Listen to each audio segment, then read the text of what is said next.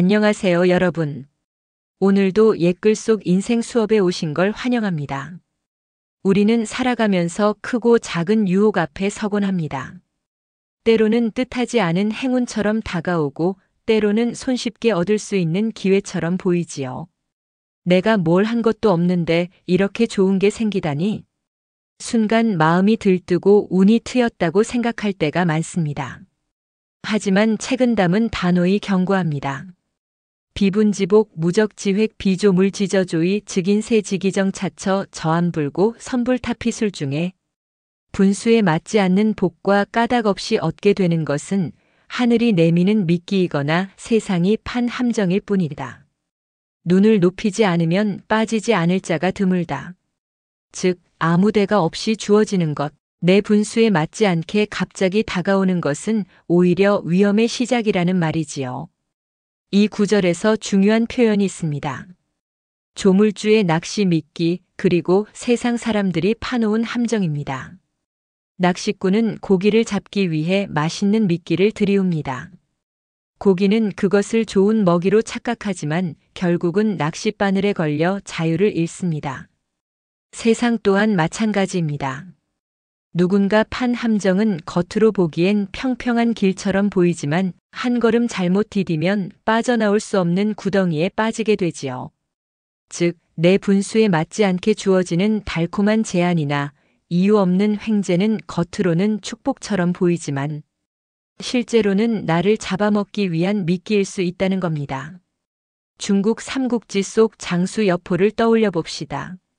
그는 뛰어난 무예와 용맹을 가졌지만 마음이 탐욕에 흔들리곤 했습니다.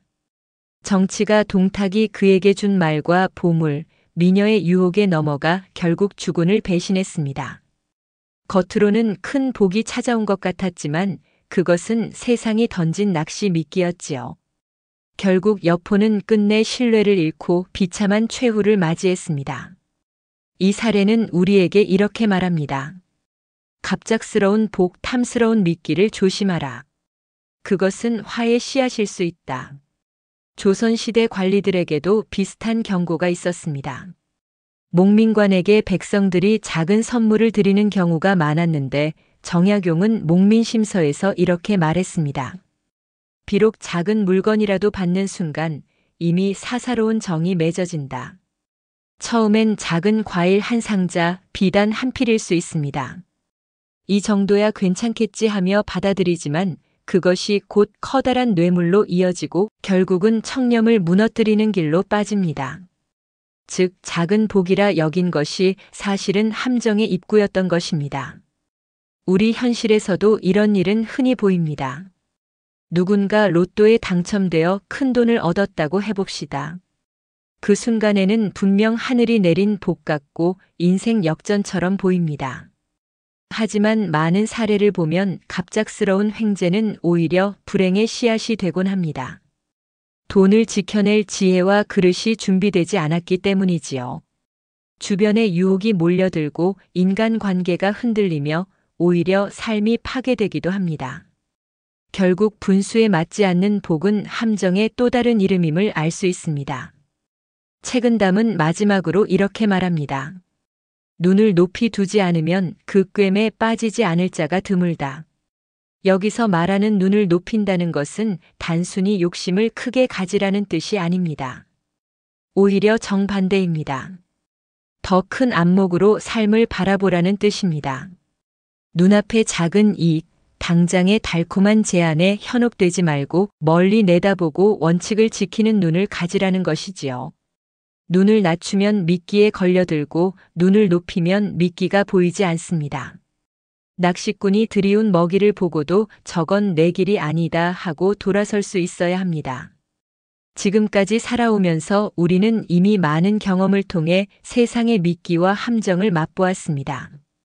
누군가는 작은 유혹에 걸려들어 후회하기도 했고 누군가는 원칙을 지키며 고난을 견디기도 했습니다.